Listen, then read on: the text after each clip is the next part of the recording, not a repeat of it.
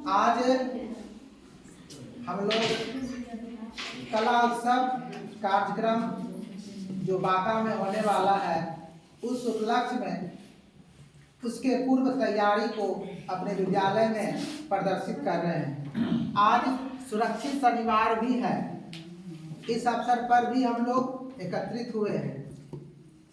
तो आप लोगों ने अभी लघु नाटिका, पेंटिंग तथा संगीत का आनंद लिए। अब सुरक्षित शनिवार के जो विषय है उस पर हम दो शब्द कहने जा रहा हूँ। आज का विषय है सड़क दुर्घटना से बचाव, कैसे हम लोग करेंगे। हम लोग प्रतिदिन अपने घर से जब चलते हैं तो हमारे जो माता पिता है उनको यह आशा लगी रहती है कि हमारे संतान, हमारे बेटे पुत्रियां सुरक्षित घर लौट जाएंगे। यह तभी होगा जब हम लोग सड़क सुरक्षा के नियमों को जानेंगे। सड़क सुरक्षा के नियम हम लोगों को जानना बहुत आवश्यक है। जब भी हम लोग सड़क पर चलें तो अपनी किस ओर चलते हैं? बाईं ओर चलना है। किस ओर चलना है? हमेशा बाईं ओर। ये बायां हाथ है, बाईं ओर चलना हमेशा। उसके बाद जब कोई गाड़ी आ जाए तो हम लोग को सावधान रहना चाहिए, क्योंकि गाड़ी कभी कभी ड्राइवर के कारण जो साइड में चलने वाले लोग होते हैं उसको हानि पहुंचता है। कभी कभी ड्राइवर क्या होता है, नशे में रहते हैं और वो साइड में चलने वाले जो व्यक्ति हैं उसको कुचल करके वो तो अपना घायल होगा ही, साथ में उसकी भी जान ले लेते हैं। इधर हाल फिलहाल आप लोग सुने होंगे कि बहुत तेज से चलती हुई गाड़ी जो है, बोलबम जा रहे थे कुछ भक्त लोग, उसको राउंड करके पार हो गए, कई महिलाएं डेट कर गई। तो जब हम लोग चलें तो सड़क सुरक्षा का ध्यान रखना है कि रोड पर चल रहे हैं, गाड़ी कभी भी हम धक्का दे सकती है, इसलिए सावधान रहना चाहिए जब हम लोग रोड पार कर रहे हैं। यदि कोई गाड़ी दूर से भी देख रहे हैं, पहले हम लोग सावधान हो जाएं और साइड हो जाएं, जिससे कि हम लोग सुरक्षित रह सकें। इसलिए हम लोग को सड़क पे चलने के समय साइड में चलना चाहिए और हम लोग सड़क पार करें तो देख लें दोनों साइड कोई गाड़ी तो नहीं आ रही है। यदि दूर में गाड़ी आ रही है तो उसकी स्पीड को थोड़ा सा भांप लें। यदि ज़्यादा स्पीड है तो हम लोग रुक जाएं।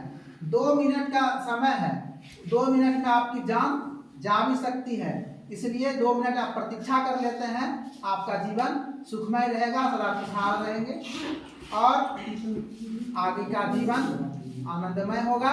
इसलिए हम लोग को सड़क पर चलते समय इस बात का ध्यान रखना है कि हम लोग को बाएं चलना है और गाड़ी को देख करके अपने आप को सतर्क रखना है।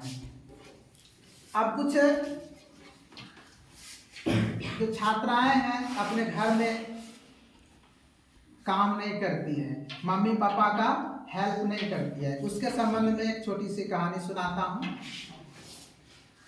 पुराने समय में कुछ ऐसी भी बेटियां होती थी जो मम्मी का काम रोशनी काम नहीं करे थे, रोशनी आसाला में जरूरत है और हमेशा खेती कूदती रहती थी। जब वह बड़ी हो गई तो उसका विवाह समय होने पर करा दिया गया। ससुराल चली गई। ससुराल में जाने के बाद तो वहाँ तो खाना पीना बनाना ही पड़ता है। तो खाना बना रही थी।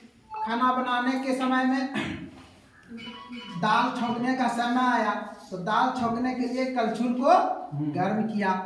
कलछुल गर्म करने के बाद वह चेक करती है गर्म हुआ कि नहीं। इसके लिए वो क्या करती है, गाल को सटाए। कैसे गर्म पता कैसे चलेगा, तो गाल पे सटा के देख रही है। तो जैसे गाल पे सटाई तो गाल में बहुत बड़ा फोका हो गया, फफोला हो गया। अब सासू माँ पूछती है कि गाल पे कितना बड़ा फफोला कैसे हो गया, तो बोला देखिए ना, आज रात में छिपकली ने चाट लिया था जिसके कारण गाल में फोका हो गया है। तो इस प्रकार यदि आप लोग भी मम्मी पापा के नजदीक रह करके उससे कुछ नहीं सीखेंगे, बाद में चल करके आपको दिक्कत हो सकती है। इसलिए कम से कम माता पिता के खाना बनाने के समय तो क्या होगा कि उनके जो उनको कार्य को देखेंगे कैसे किया जाता है, काम को सीखेंगे और आगे चल करके आपको लाभ होगा। अब तो लड़के लोग आनंद मनाते होंगे कि हम तो बहुत अच्छे हैं, नहीं इनके लिए कुछ काम करना है। पड़ता है, खाली देखना पड़ता है कि खाना कैसे बना है। मम्मी को पूछेंगे खाना बनला हो, कहते ना है तो केना बना जी, स्कूल जब पढ़ेगा आ खाए लेबे, मोबाइल चलेबे, पेट भरी ले की काम। तो इसी तरह एक लड़के का भी हम कहानी आप लोग को सुनाने जा रहे हैं। छात्र जब बड़ा हो जाता है तो माध्यमिक विद्यालय परीक्षा पास करने के बाद वो शहर जाते हैं कुछ शिक्षा प्राप्त करने के लिए। कब वह लड़का भी कभी माता पिता के कामों में हाथ नहीं बटाता था, तो बाहर जब गया तो वहाँ तो खाना अपने से बनाना पड़ता है। तो लड़का सब व्यवस्था किया खाना बनाने का, मार्केट गया, मार्केट से सब्जी लाया, भिंडी का सब्जी लाया, काट लिया, काट के बाद उसको धोने का प्रारंभ किया। धो रहा है पूरा साफ नहीं हो रहा था तो धोएगा नहीं, धोते